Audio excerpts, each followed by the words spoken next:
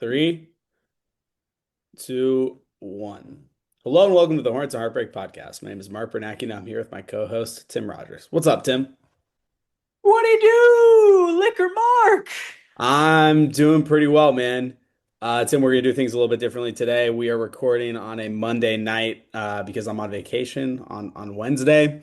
And unfortunately, we have to record after two tough losses against the 76ers and Celtics. Tim, you told me you wanted to do your heartbreak of the week. Just kind of right at the top here. So, Tim, heartbreak of the week. Take it away. There's no time to waste. It's urgent. That Sixers game was just a shotgun to the chest. I understand it's not the end of our season, but man, that is the most painful Hornets loss I can remember probably since the play-in. And the only thing I could compare it to is I was dumb enough to attend the Panthers playoff game this year, and I kind of had this similar feeling of just dead inside. And I kind of forgot that the Hornets could still make me feel that way, but it ruined my Saturday. Yeah, it sucked. It sucked for sure. Coming off 5 wins, that game would have put us in the 7 seed. Is Yeah, that right? sole possession. Yep. Sole possession. Yeah, yeah. And obviously we would have had the tiebreaker against the 76ers. And now it feels like we're sort of in a battle for the eight, realistically. Um, Although I think what I say about this like changes every week, so who really knows? But it does feel like we're in like kind of that magic heat tier, and that moving up and passing the 76ers without the tiebreaker, that feels like a very tall task with just 8 games left in the season. It Sorry, seven? does. 7 games? God, time really does just fly. Yeah, Yeah. because I guess the Celtics game. Yeah. Yeah, no, it wasn't like even just seating be damned. We had them. We were running them. I had people over. I invited people to my house. I bought pizza. I bought beer. It was a time for celebration. I said, wow, we're going to have a great night. And halfway through that third quarter, just laughing. I was like, God, man, like we were texting, everyone, like phones blowing up, everyone's having a good time. And then the earth just stopped and we didn't score for 12 full minutes. Didn't make a field goal for 12 full minutes. And it was just every worst fear put on display. I was like, oh, dude, fuck. Is this a paper tiger offense? Like, it had me questioning months of success. And I have to say, as much as I hate the Heat, I hate the Celtics, there is no worse team to lose to than the Philadelphia 76ers. I understand why people have riots about sports. I hate the 76ers and I hate Joel Embiid. We blew that game. It was our fault. It was on them. The way that they play makes me understand why people don't watch the NBA. I hate Joel Embiid, and he is a coward, a fraud, and an affront to basketball. And Yeah, we he lost to was my them. heartbreak of the week, by the way. Oh, Him in particular, not the 76ers. Just watching Joel Embiid get to the free throw line 13 times, flopping left and right, just falling on the ground. Um, I mean, he was good, but yeah, I mean the was fact that he's getting credit for that last block on Brandon Miller, like, and it's being remembered as some like big Embiid game. Yeah, no, man. I mean, when he played in the Olympics, he got very much exposed because he just stopped getting calls, and he sucked. He sucked for the U.S. dude, and again, this is maybe too far, a little too granular. He reminds me of what is going on with the US job reports and just like the Dow in general. He is just like a fraudulent affront. It's like, yeah, I mean, like it was efficient. The numbers are there, and then you watch it and you actually see what's happening with inflation and everything else, and you're just like, this is a house of cards, and this is all fake. I could not believe it. I was just like, how did people defend this man for the MVP? And granted, he is a shell of himself. Still beat us. Like he's clearly physically just not what he once was. So I'm not taking away. Actually, I am taking away. He was always a loser. And he always played a terrible style of basketball. And like the numbers are there, none of it's real. I will never tell any my kids about Joel Embiid. I would tell them about Carmelo Anthony before that. It's just ugly, unethical basketball. And I hate it. Like he makes James Harden seem like Steph Curry. Yeah. Okay. So I have next on the list talking Tim off the ledge, because because I knew that you were going to be very fired up about this two-game losing streak that the Hornets have had, and obviously the game against the Celtics was like just not even close, and so I mean we looked even worse last night against the Celtics. Um, what do you want to do first? Do you want to talk more about what's gone wrong, or do you want to talk about positives? No, no, I want to continue to talk about what went wrong. Okay. All right. So we had Tim, the Hornets are now number two in the NBA in three-pointers attempted, and we're number one in three-pointers made. But what comes with that is three-point shooting variance. So last night against the Celtics, I believe we shot 27% from three, and against the 76ers, I'm trying to remember. I think it was 32%. Let me pull it up. 31% from three. After Uh, starting 7 for 11. yeah. Yeah. And I mean, in that 76ers game, LaMelo Ball was 7 for 26 and Con Knipple was 3 of 14. So you're not going to win many games when LaMelo and Con go 10 of 40 from the field, and 8 for 28 from the three-point line.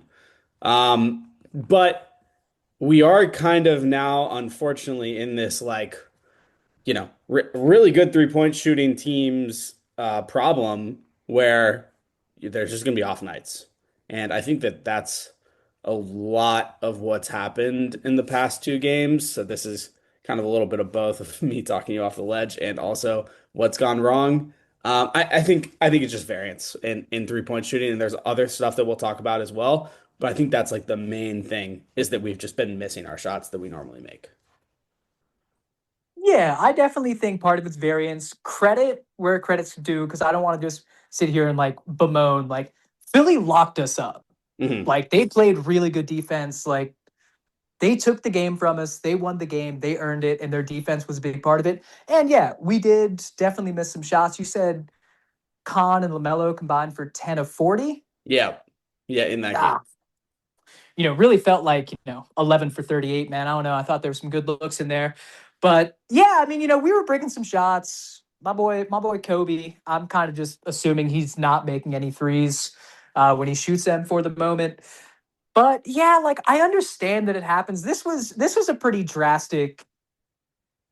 I don't know. Like the Celtics game, I kind of just chalk up to like, I don't know, when you're so hungover and then like you come outside and you see you have a flat tire, it's just like, all right, man, today is just not my day.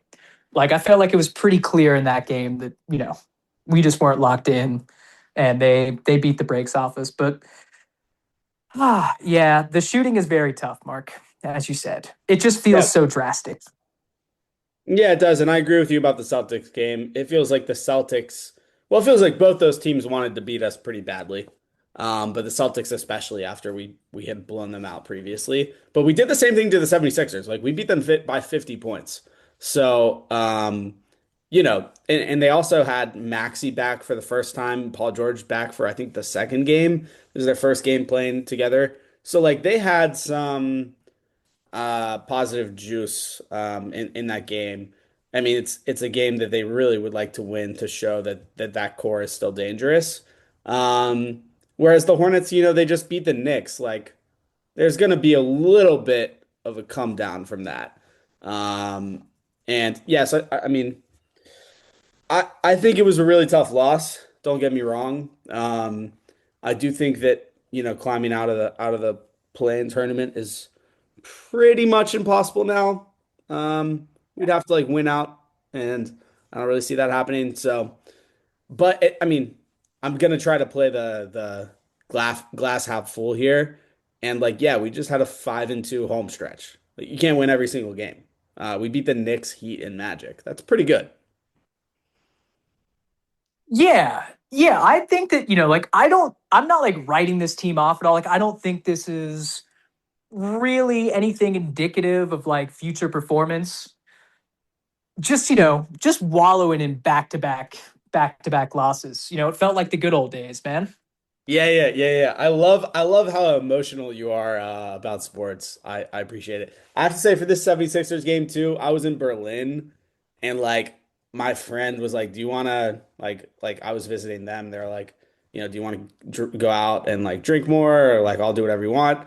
And I was like, "Yeah, the Hornets play, so I'd be down to like call it an early night." And so I go back and watch the Hornets lose to the 76ers in Berlin on a Saturday night. So imagine that, Tim.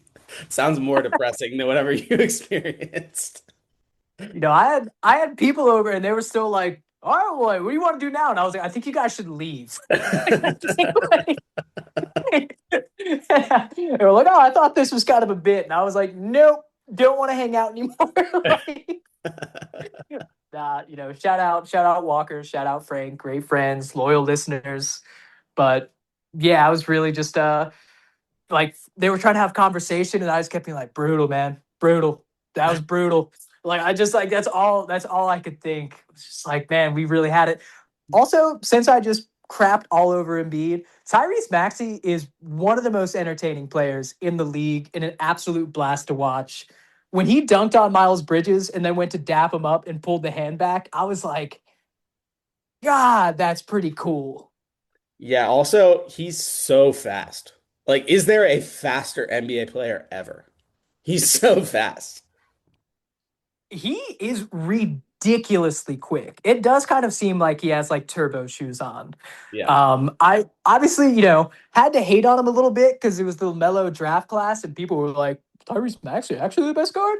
So, just being a dumb brain, you just have to defend your guy. But man, Maxey is really just one of one, definitely top five most entertaining players in the league.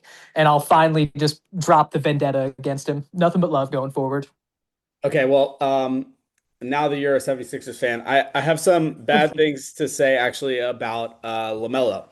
So I think that first of all, this is going to be a bit unfair because he's asked to do like just so much on the team. But yeah, tough shot selection the past couple games. Um, like those floaters that he takes in the mid range, when they go in, they look cool, but when they don't, it's just a horrible shot. All right, so in the last two games, he shot 8 of 30 from three. And really, the real thing that I'm going to criticize him for is just shooting too much.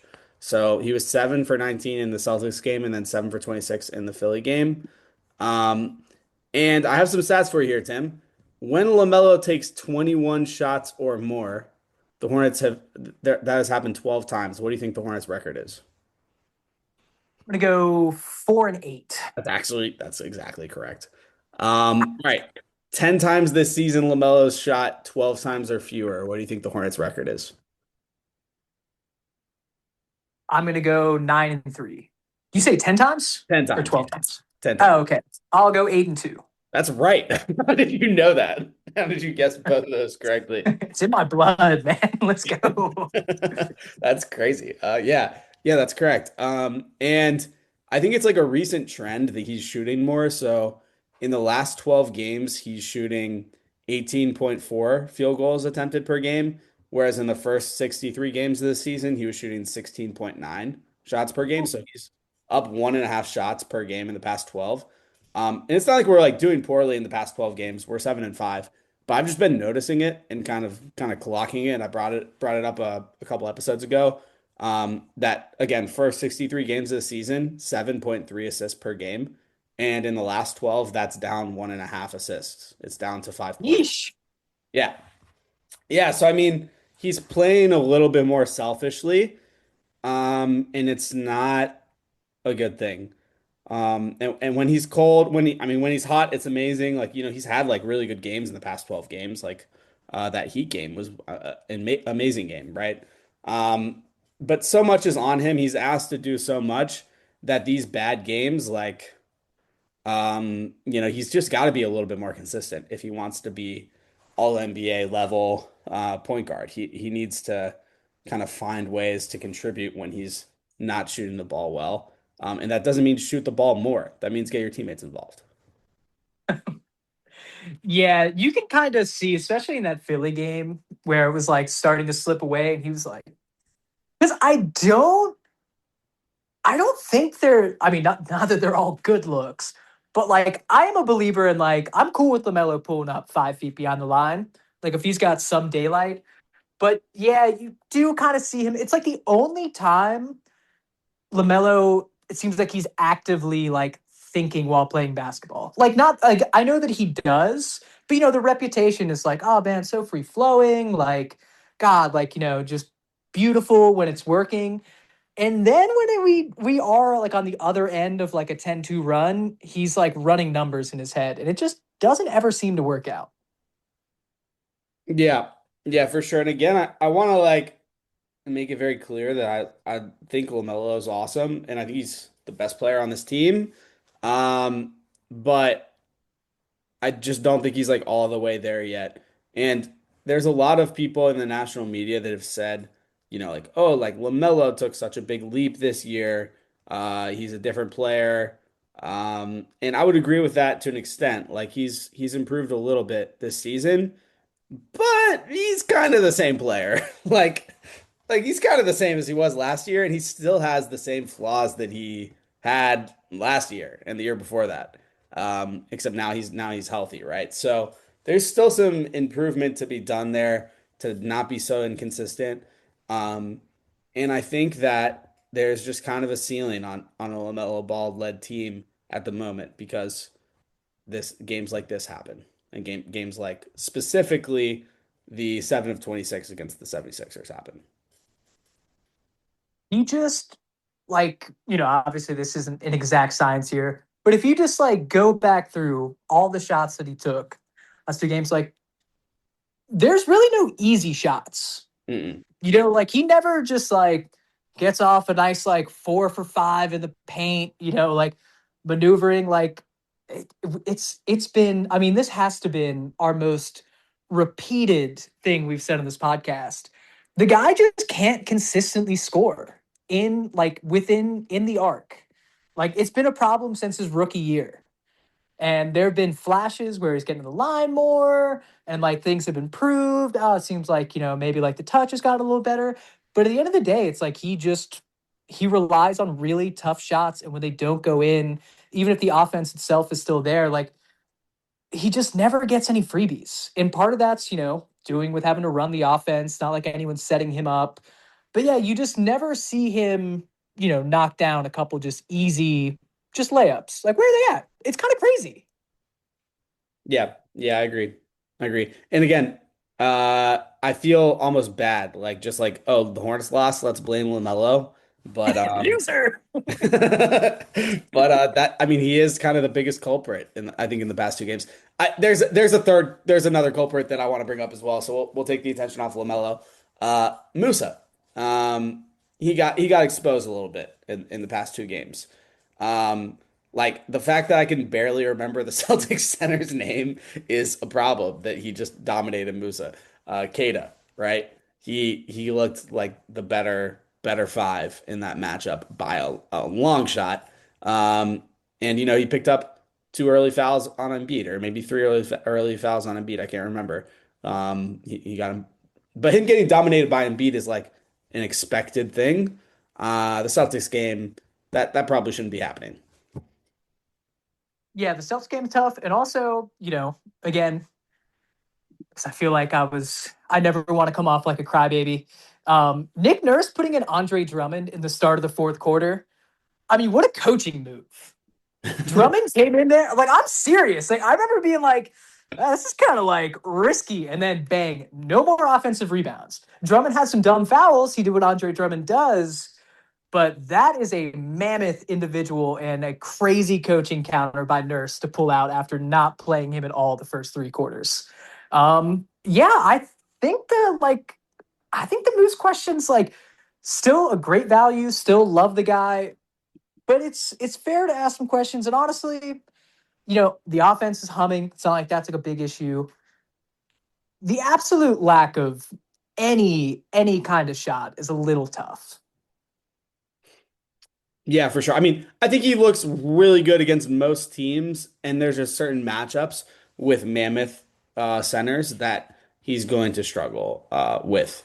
And so, like, I mean, really, I would think that if we played Boston in the first round, that would be like a pretty good matchup for us for Musa. But like, if we played Detroit in the first round, um, I know everybody's excited to see that matchup, but at the center position, that's problematic. That's problematic for us. I mean, Duran would handle Musa in the paint. Yeah, definitely part of the reason why that fight happened is he Yeah. was he was eating slush. But I mean, the thing is, when you watch Jordan, it's like at least we didn't trade that guy away. You know? All right, Tim. It's good to have you back, by the way. It's good to have good old heartbreak Tim back. Okay, so I have on here more talking you off the ledge. Hornets are 39-36. We lost last night to the Celtics, the number two team in the East. Do you know who the Heat lost to? Heat lose to Mark. The Pacers. They lost to the Pacers. And the Magic lost to the Raptors by 52 points. Um, I don't know if you know this. They gave up a 31-0 run. So I the largest in NBA history. yeah, yeah, exactly. So the Hornets had a tough night against the Celtics, but the two people who we are competing with or the two teams we are competing with for eighth place had far worse nights. And then I have some other things for us. The Hornets play the Nets, the Suns, and then the Pacers. So like, reasonable outcome is 2-1. Best case, also reasonable outcome, 3-0. Um, the Heat, they play Philly and Boston, and the Magic play Phoenix and Atlanta. So, like, after these next three games, I'm pretty sure we're going to be ahead of both these two teams. And that puts us in eighth place, which is like realistically not that different from being the eighth seed. And if I mean, sorry, from being the seventh seed. And all we'll have to do is, beat the Heat or the Magic. And if we lose that first game, beat the Heat or the Magic to make the playoffs. And that doesn't sound that hard. I think we still got it. Yeah, I agree. Like as fun as it is, like I enjoy it, enjoy being doom and gloom. Yes, my dog does as well. I enjoy being doom and gloom, but yeah, like long term, like still feel pretty confident we're making the playoffs. Like, you know, these games I feel like would have just been nice to have more, not even for seeding, but more to just be like, yeah, we are a top five team. Like, and that's like how we handle business. But yeah, dude, we're gonna blow the doors off the Heat if they come our way. Mhm. No, no, I mean we have the Nets up next. It is just like a perfect bounce back game. The Suns game will be interesting. That's like a game that we have to win if we want to be taken seriously. And the Suns at home, and then the Pacers. So there's a really very real chance that we go 3-0 in the next three games, and we're just looking back at the standings, and we're laughing at the Heat and the Magic behind us. So let's hope that happens. Don't want to jinx it. Tim, what do you have for love of the week? My love of the week is Con Knipple actually reminded me of Larry Bird against the Knicks. when when he went down and twisted his ankle, I was like flipping out. And then he just came back and made a concerted effort to kind of kick their teeth in. And I was just like, that's a real Larry Bird moment right there. Like, this guy's got killer instinct. And, like, rationale be damned. But I think that that was his best game in the season. And also, my take is that Knicks game, not like blowout, something like that. That is the highest level basketball that's ever been played at Spectrum Center. Man, that might be true. I mean, both LaMelo and Brandon also had 20 or more points, and it feels like this team almost every single night, one of those three has 20 or more points. Um, it's just so much fun to watch them when they're clicking and they're moving the ball and everybody's shooting the ball well. By the way, Con Knippel number one in the league in threes, LaMelo's number three, and Brandon Miller is like 21st or something. Best 3-point shooting team since the Golden State Warriors, maybe, or best three-point shooting trio at least since the Golden State Warriors. Um, yeah, that game was awesome. Awesome, awesome, awesome game. My friend Alex texted me like a ranking of his favorite team of the top teams of the past decade, and I'm pretty sure he was being sarcastic, but it was like, 90s Bulls, 15, 16 Warriors, I don't know, like the Heatles and then the Hornets. Like, and he's a Knicks fan. He just watched that game and was like, fuck, this team's good. Yeah, that was incredibly high level hoops. And maybe my favorite moment of the game is when Anunoby hit the back to back threes and Dell called it in the air and was just like, "Oh, come on!" When it was just that electric third quarter with all the back and forths. I mean, that was a great game. I think that might be just like purely my favorite game since we've been doing the podcast. And like, I would watch that on a loop and be happy. Yeah, I mean, the Celtics win earlier this year is a close competitor, though, I have to say. Oh yeah, like I don't think it's the best that we've played. I just think as far as just like a back and forth like knockout game, like that would be a random like hardwood classics if that was still a thing. Yeah, yeah, yeah.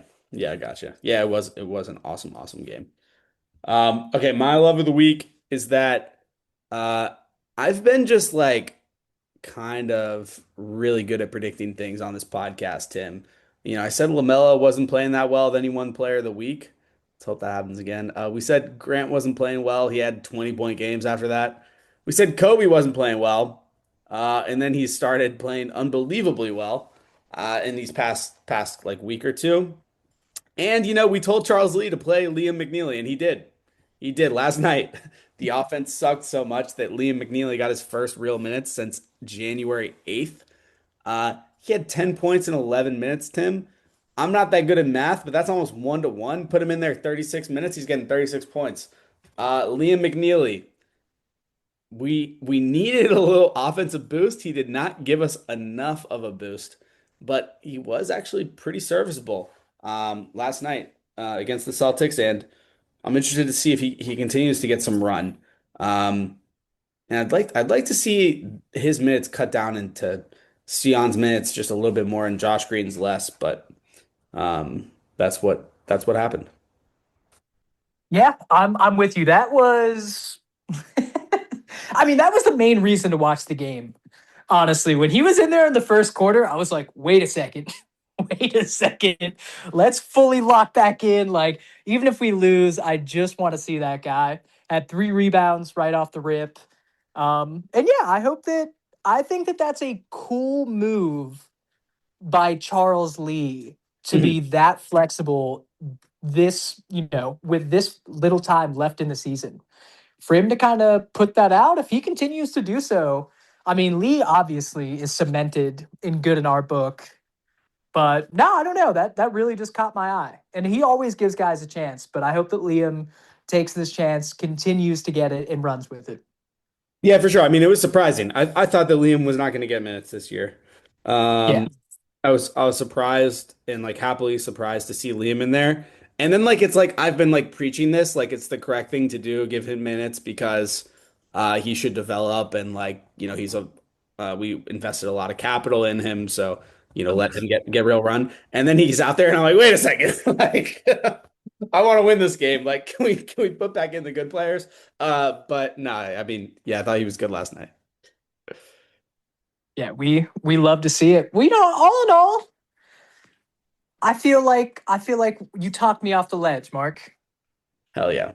I am glad that I was able to do that. Yeah, I mean, for the listeners on during the Knicks game, you were texting me, this is the happiest moment of my life. And then I mean, on Saturday I could tell that you were just dejected.